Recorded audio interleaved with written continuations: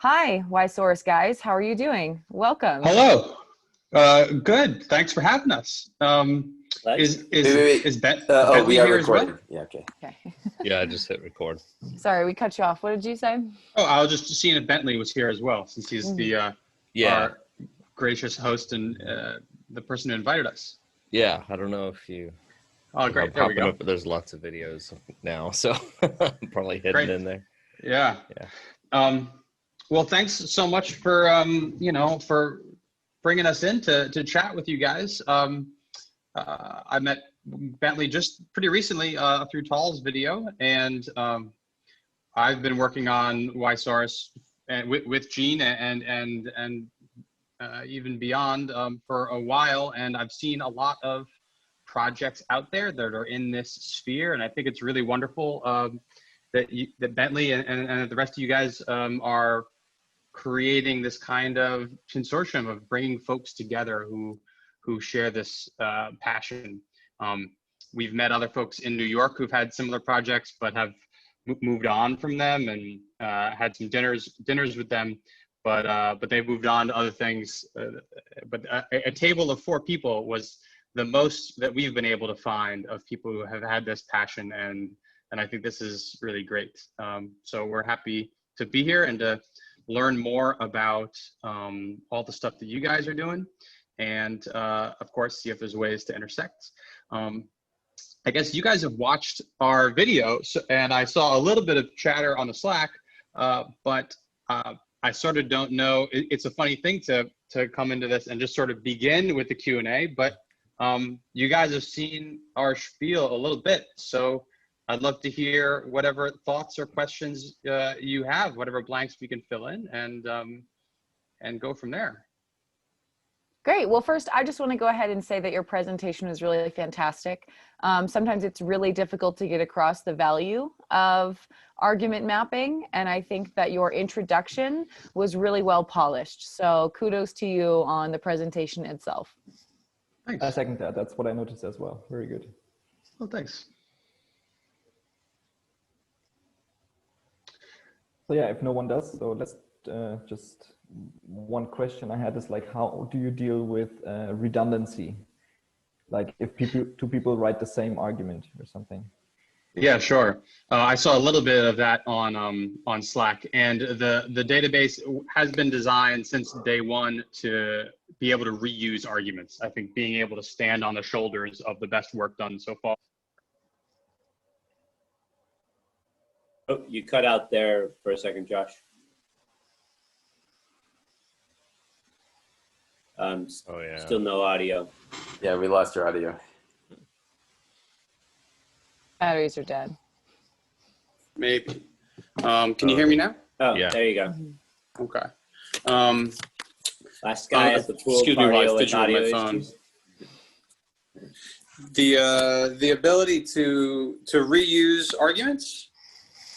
How are we now? No, not really. I'm just going to hold my phone. The ability to reuse arguments was really one of the first ideas that we started with. You know, why are we starting from scratch in all of these conversations? And, you know, why are we standing on the shoulders of the best work done so far? So the database has that built in. At the moment, if you add evidence to something, it will try to suggest. You know, we have pretty rudimentary, you know, simplistic algorithms to try to suggest a similar claim. If it's possible, the claim you're creating already exists. When you start an argument from scratch, we don't have that built in, but that's, you know, of course on the list and would be necessary in any, you know, full implementation of this idea. So I have a question regarding to claim reuse. And I can hear myself through some feedback. Okay, I think it's gone. The main problem I encountered there when I was trying to implement that on Socrates was that you cannot just reuse any claim out there if you have free-form entry that's not curated in any form. It might point to a different part of an argument, which is called indexicality in linguistics. Like, are you aware about that, or do you have any plans of dealing with that if you're actually going to start reusing claims? Like, for example, if a claim is that is not true, what that means is fully dependent on where the claim is being used. Sure.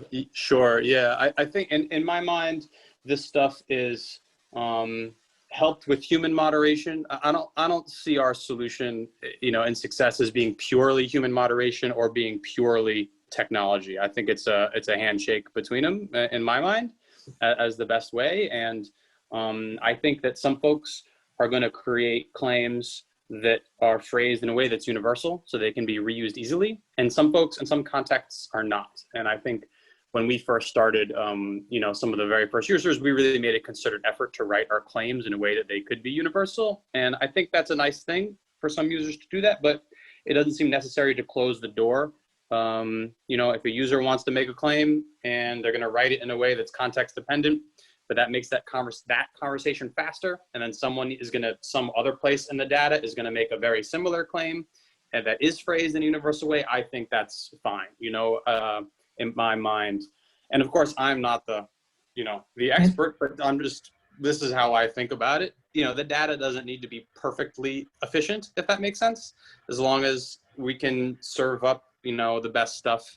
If there's a little bit of redundancy that's allowing more users to interact with it in a more positive way, that's okay. Is it easy to do refactorings at that point? Like if you have a specific claim that is then, and then a generic claim comes later, is it possible to say, well, actually, this is a specific case of that? Sort of.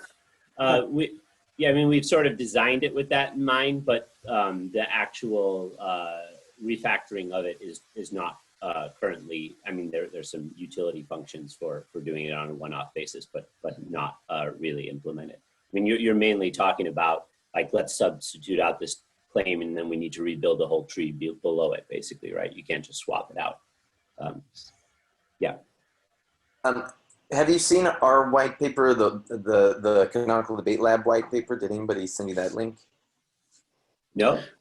Okay. Well, Bentley shared us some stuff, but I'm not Yeah. certain if I've seen exactly that or not. Yeah, I just shared the Canonical Debate Lab website, which has a link to it, but it'd be a ways. Yeah, the white paper is sort of a summary of some of our things. Like we're not at all a unanimous group here, so it's a collection of some minor consensus of ideas, and it lays out a design. Part of that is, and I'm wondering if you do something like this, is in order to encourage reusability, we differentiate between a claim, which is essentially independent of context. You might think of it as your top level debate sort of thing, and its use as an argument to prove or disprove another claim. So like the terminology used in the white paper is claim as standalone, which is basically, is it true or false? And then an argument, which is taking this other claim and trying to use it to prove something else. That's a design approach that we think enables or encourages that kind of reuse. And I don't know if you've thought about that or considered that. Yeah, this is quite interesting. I hadn't encountered this. Definitely read through it and come back on it. But to the question, I mean, I think we've talked a lot about the relevance of context in these things. So particularly in like reusing claims, like identifying the context of the claim, and at least for me, I won't speak to the group, but determining which claims you want to suggest are more about the reusability of a claim. So sort of separate from its role in the tree per se. But yeah, the context is certainly something under very heavy active development that needs a lot of love. Yeah, I saw that you have like a relevance score. That's what you call your scoring, I guess. Do you see that as carrying over? Like what part of that is independent of the context it's being used in, as opposed to like, is this true or not, what you're saying? Yeah, so the core of our scoring is you can rate claims with agree and disagree. And then you can rate links between claims with relevance. And this idea of rating a link, I think, is something that is very familiar to computer programmers. and much less familiar to the general public, but I think deeply powerful. And, you know, obviously, you know, the sky is blue is probably true, and George Washington was the first president of the United States, probably true, but if we link one to the other, it's going to be low relevance, right? And so, and then once we have a network of objects rated, with the objects rated and the links rated, we can start to build scores that are drawing on all of those ratings down, you know, from upstream, and that's pretty powerful too. So that's this specific way in which, you know, when you the way what relevance means on our site. Of course, there are parallel algorithms that Gene is working on that are more about curation. You know, if someone's looking for X, what are we serving them up? So what's relevant to that person? That's a different use of the word relevant than relevance in the context of rating these links. And the exposing the rating of the links with relevance, I think is a little tricky from a UX perspective, and something that we've tried a few versions on because it's unfamiliar, I think, to the general public. So I don't think the way it is now is perfect. But at the same time, if I were to list, you know, a user comes to our site and I was to put in order, what are the most important features for them to discover, you know, probably see evidence is number one, you know, and agree and disagree is another one, add evidence is another one. So relevance, despite being enormously powerful, is from a UX perspective, it's a little bit tricky because it's not the first thing that the user needs to see. So getting that just right has been an interesting journey that we're still on. It's interesting you mentioned evidence as like important, because one of the discussions we've been having for a long time at Canonical Debates is like, where do you place evidence for relevance? Like, this is relevant because. Yes. And we all have different approaches to that. So I wonder how you look at that. Yeah, so our current thought about that is that you can now, this is a feature that I think that we've dreamed of for a long time. We finally, Gene finally put into practice in the past year. You can put comments on relevance. So in Whysaurus, you can comment on the claim and you can comment on the link. And the idea is to comment on the claim. That's a place for discussing, clarifying what it's saying. Maybe this needs evidence. But then you could also comment on the relevance and discuss why it is or isn't relevant. And a next level to it that we've discussed is, you know, what sorts of comments are people going to put in there? And in a lot of cases, it could be, this is what I'm going to say is purely theoretical, and Gene and I probably haven't even agreed on it, but we're, you know, it's in an exploratory phase. But in some cases, the comment for why a piece of evidence is not relevant could be a piece of evidence from the other side of the argument. Let me see if I can come up with an example off the top of my head. I'm not sure. In the meantime, you need evidence to relevance. That makes sense to me. Yeah. In the meantime, Bentley, if you expand one of the relevance items there, like, so just the for 100% relevance, yeah, expand that guy. So there's comments there, but there's also, as with comments on claims, it's actually probably clearer with comments on claims. There's also, you know, the notion of canned comments, particular, highly used comments. So like, probably, yeah, you want to say no. Well, you do, but later.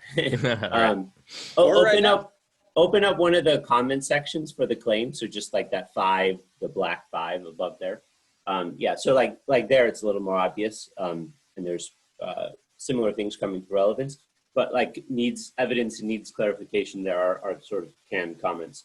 So it's, I guess the point is, it's very much an active discussion exactly how to source this in relevance. I fully agree that, you know, relevance itself needs claims, but sort of our intermediate step is to have sort of fixed ways to respond to the relevance rating from the BCAN comments of this variety here before we get to, you know, a full-on tree there. you were trying to, as I'm sure you guys are thinking about too, trying to walk a delicate balance on the UX between overloading people and adding a lot more features. And Yeah. Josh is usually a lot more sensitive to the user than I. Those Oh, you guys are like the super power users. So you're all jumping to like, you know, the important, but like, Yeah. the deep and powerful features, which is always really fun. Yeah, it varies in the group, actually. I'm certainly the one for deep features. I was wondering It's a about funny this. problem. Yeah, it's Okay. definitely a difficult problem. I was noticing this 42, the pluses on there. I kind of have an idea on what that might mean, but I mean, is that just the total of the supporting claims, counterclaims, and they agree?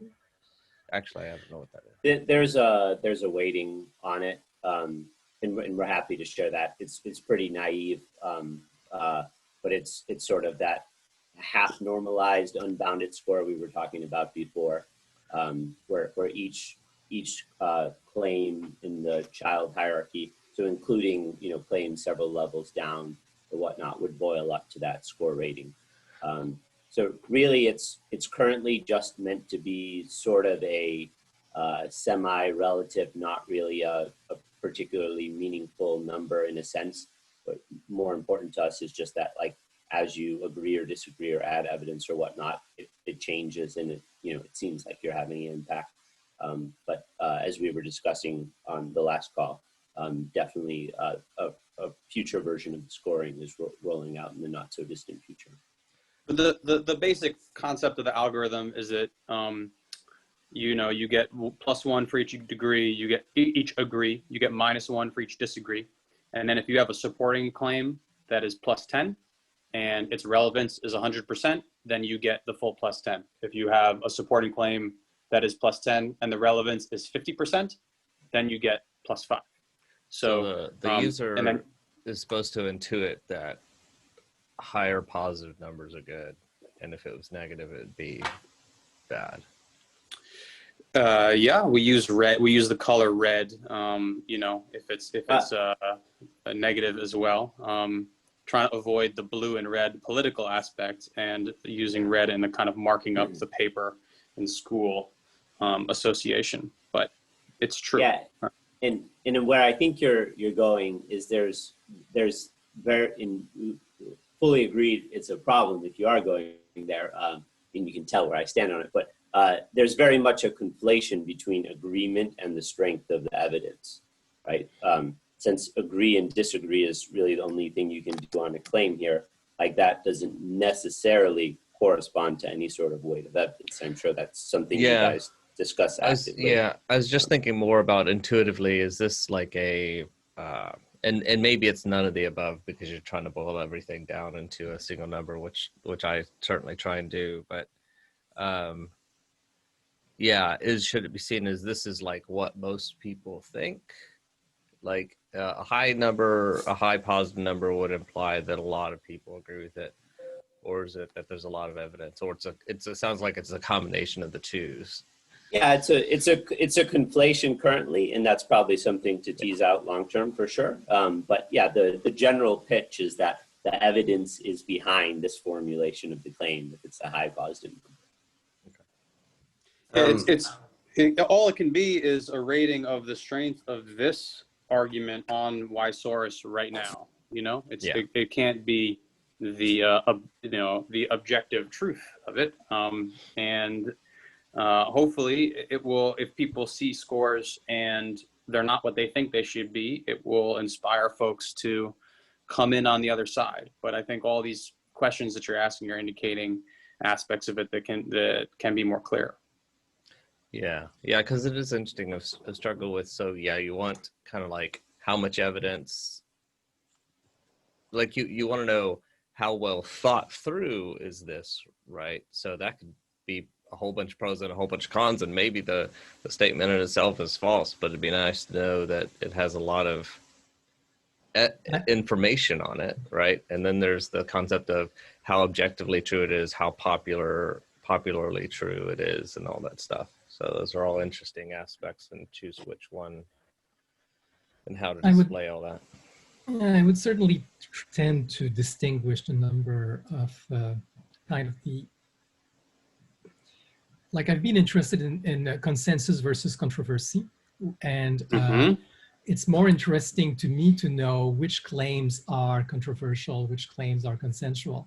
Yes. And then if you have a consensus for, consensus against, that's a different value, Yes. right?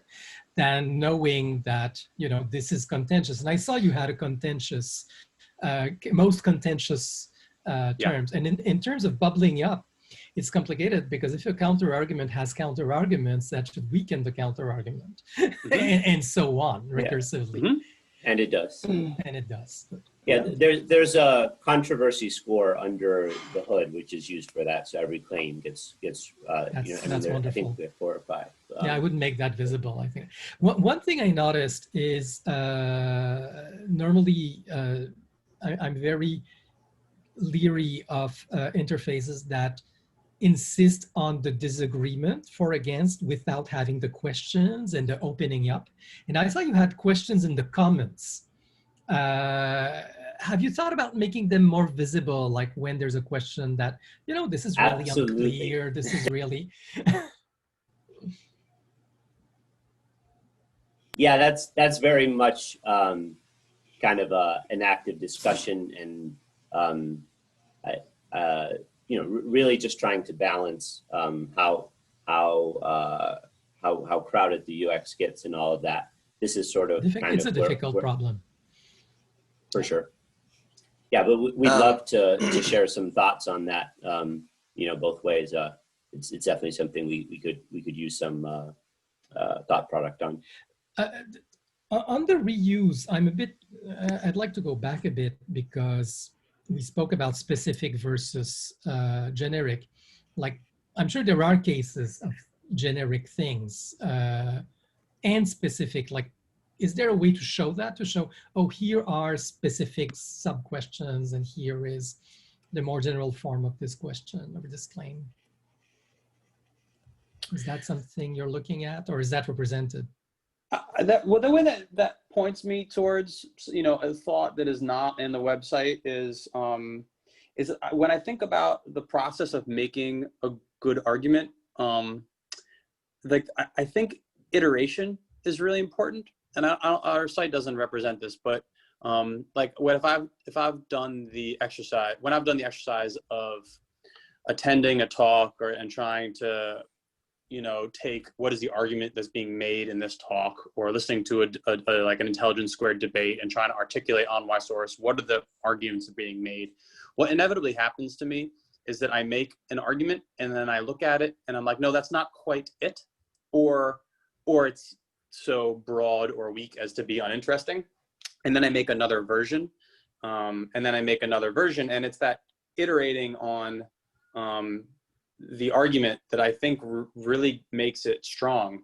A lot of that is about clarifying the claim. Totally agree. And framing the question.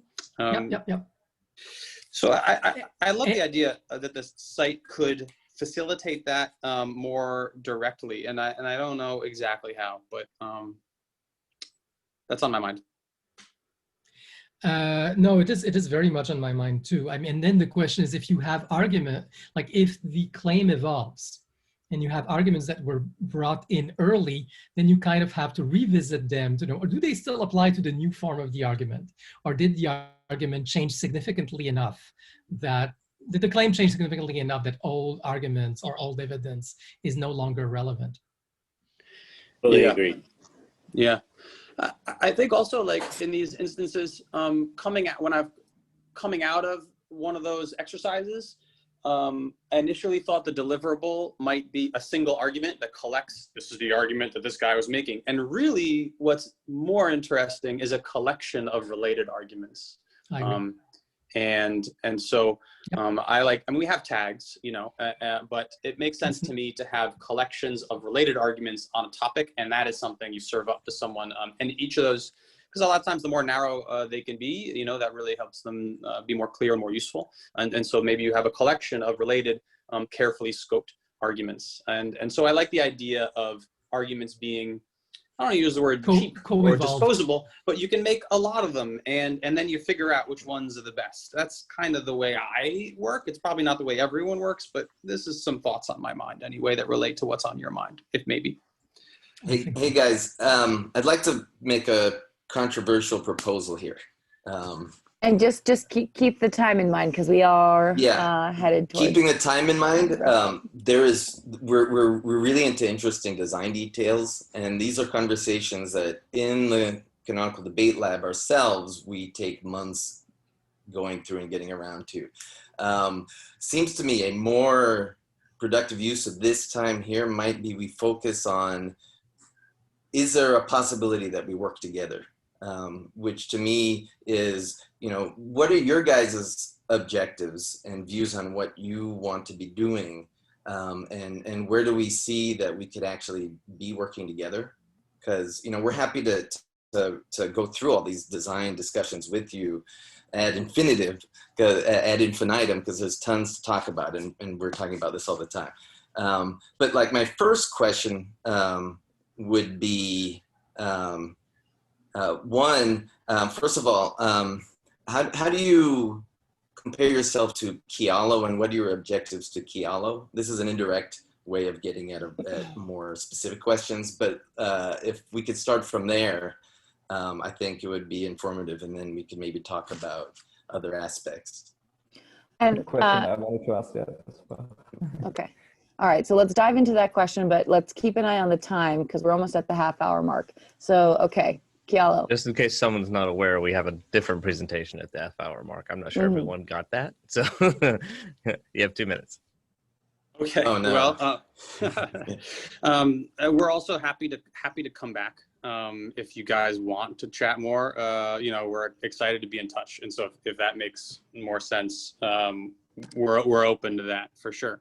I think Kialo has a lot of things in common with what we looked like, what our website looked like when we were doing our education trials a while ago. And I don't know exactly what their objectives are. Our objectives might be similar. We want to have a broad impact. We want to design a version of this that can reach and engage as many people as possible. I think that our approach to the interface is slightly different. I think that the way I imagine our content is a little bit different. I mean, broadly, I would like Whysaurus to be, for users to get interesting arguments more quickly than they do on Kialo. They might have a higher frequency and a smaller size. I find Kialo's arguments unmanageable. And so I imagine things on Whysaurus to have a higher frequency, more often, smaller, more finely tuned in terms of their ratings, carefully curated, and more fun. I think for this to work, this idea to work, it has to be really fun. And so that's something that I haven't felt there that I want to feel on our project. I don't know if that's helpful. Follow-up question. So what would you need in order to grow or be successful at accomplishing these goals? Sure.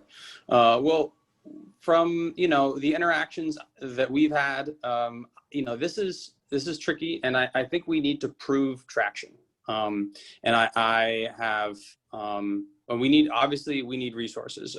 Gene and I are putting, this is blood, sweat, and tears, and we're both prepared to start spending a little bit of money on it out of our pockets to fund some Facebook ads and things like that to test some ideas. But we need more funding than that.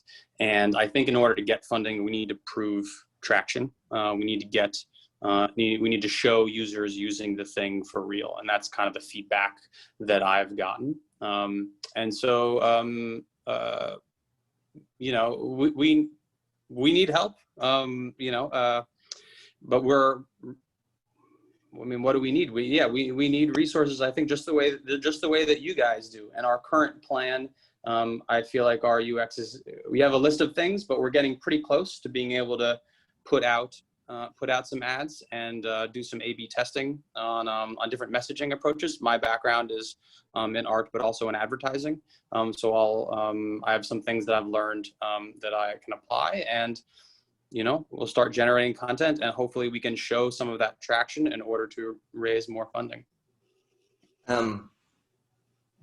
Because we have to go, let me ask one last really pointed question.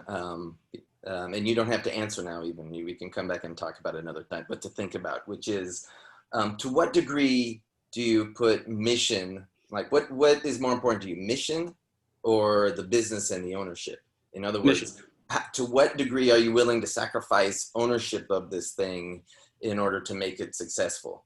And ownership, I don't mean like necessarily a cap table, but I could mean just like working, like having a centralized database and different private companies, or, just working as a team on an open, free, to what degree are you willing to give up control or ownership in order to achieve the mission? Like I said, it's a tough question. You don't have to answer now. And it's a really great question too, because I just want to add a little bit to that as well, a little bit of context to make the question less pointed. So there's other groups other than CDL. There's OGM, there's Seco Labs. I think in the beginning of this conversation, you mentioned you only had like dinner with 4 people who had been working on this problem. There's a lot of people who've been working on this problem for like 20 or 30 years. So this is like a really, really tough nut to crack. And something that this community has finally realized is that we all kind of need to lay down our arms and lower our defenses a little bit and explore the community and find out how we can work together, because this is such an incredibly difficult problem to solve that it's really going to rely on collaboration in order to get it done. And so this group has formed and other groups have formed specifically to kind of like let go of their brands a little bit, let go of all the features and everything they wanted temporarily maybe, but just to let that go a little bit so that something practically can be accomplished. So I think that's maybe what Tim's getting at. So back to his question, like to what degree are you willing to take what you've learned and take the work that you've done and contribute that to actually pushing forward this mission of accumulative collaborative knowledge in the form of argumentation and debate to make the world a better place, rather than making sure it's Whysaurus that is the thing that succeeds. The mission is the most important thing. And my favorite version of it is, of all of this, is that it goes off and walks, on its own, just like my 5-year-old and my 7-year-old. I think that, when it comes to, if we're talking about working together, I would think that the question would be, are we aligned about what we want to do and what we think the best strategy is, and to get there? And, I think that the question of giving up ownership and control, or, I think about that as creating partnerships, and the deeper the partnership that one is talking about, then, the more deeply aligned you need to be. So, I mean, the answer is sort of like, what am I willing to do? I'm willing to do a hell of a lot. But, you gotta, I think on all sides, you gotta believe that it's the right choice. So it's about having those deep conversations, and to picking a school for your kid. You want to make sure it's the right school, if that makes sense. Gene, I feel like I'm stammering a little bit. Anything you want to add to this? No, I mean, I think that's the gist of it. Like, it's definitely mission first. And just to return to the Kiala question, I mean, I think that is sort of a difference. They're very much chasing that like commercial, kind of targeted product thing. I mean, obviously, Whysaurus is our baby. We want to see it succeed, but do I think we would drop it in a second if someone was actually solving this problem? Like, absolutely. But there's a lot in between there. Yeah, I mean, some form of open collaboration is kind of what we seek on a wide sliding scale. Got it. Okay, so in wrapping up, I have two things to offer. One is that it's okay. We've all faced this question. And Nobody's given up their brands yet. no one's really given it up. We're not taking control of, trying to take control of Yeah. Whysaurus. We're just seeing if you're a team player. Yeah. Even though we collaborate and collaborate in many ways, everyone still holds their baby close to their heart because it's their fucking baby. Second thing I want to offer, huh? I threw mine away already. Oh, good. Yes, you're mine. Just kidding. Maybe though. Anyway, second thing I want to offer is that OGM is a group that's currently going through the process of stewarding a community towards collaboration. They're completely open to someone like running into the group and fully laying out their plan. I intend to do so with my organization. They're having a 5-hour work session at the end of this month. So check out OGM, Open Global Mind. Essentially, a bunch of groups are coming together saying, this is what I've worked on. This is my strategy. This is how far we've come, and laying it all out there. And then there'll be deliberations and whatever. And there's probably going to be some kind of silent game of who can capture the most people who deeply understand this problem and then want to jump on their ship and team. Or it could actually be really effective at stewarding a complete integration and collaboration between these groups. We will see how it ends up, but I've asked permission to just lay out my work, and they said that's completely acceptable. So I suggest you do the same for Whysaurus. Reach out to them, present your work, and then at the end of the month, when everyone's presenting their ideas, we can see what new collaborations come out of it. But yeah, so thank you so much for coming and participating and answering questions. Hopefully you'll stay a part of the CDL community. And if it's not already obvious, we've formed collaborations and worked together on projects as well. So you're always welcome to explore more of that too. All right. Well, thanks for having us, guys. We'll always be sure and fun hang around. Yeah, to talk about this stuff. Yeah, how should let's we stay in touch? Yes. engage in the future? Do you want to just do it on Slack? I mean, should we throw out some thoughts on your white paper? Go ahead. I was just gonna say, we meet every week. We meet a couple times a week. Some of us who are collaborating, we meet when we're able to meet to push projects forward. We communicate on Slack, but much like CDL that meets every Tuesday, we also meet Fridays. But the Fridays, I think, are more definitely focused on our specific collaboration. OGM also has weekly meetings, I believe, so you may want to jump into that community as well. And it ranges from philosophical discussions to, this group is kind of moved more towards our actual collaborative work. So feel free to kick around the Slack.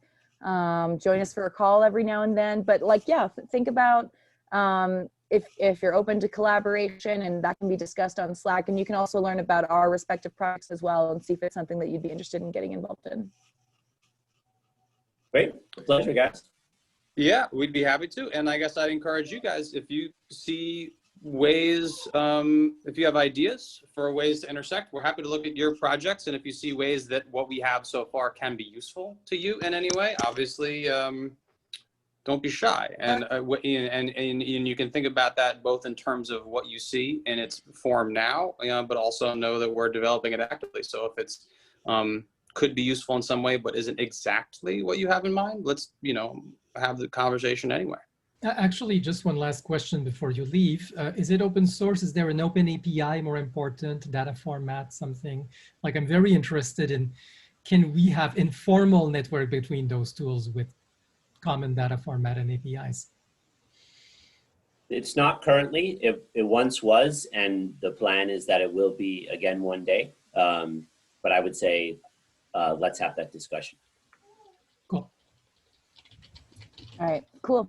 So thank you both again. Lots of great work that you've done, and I think all of us here can really appreciate how hard that work is.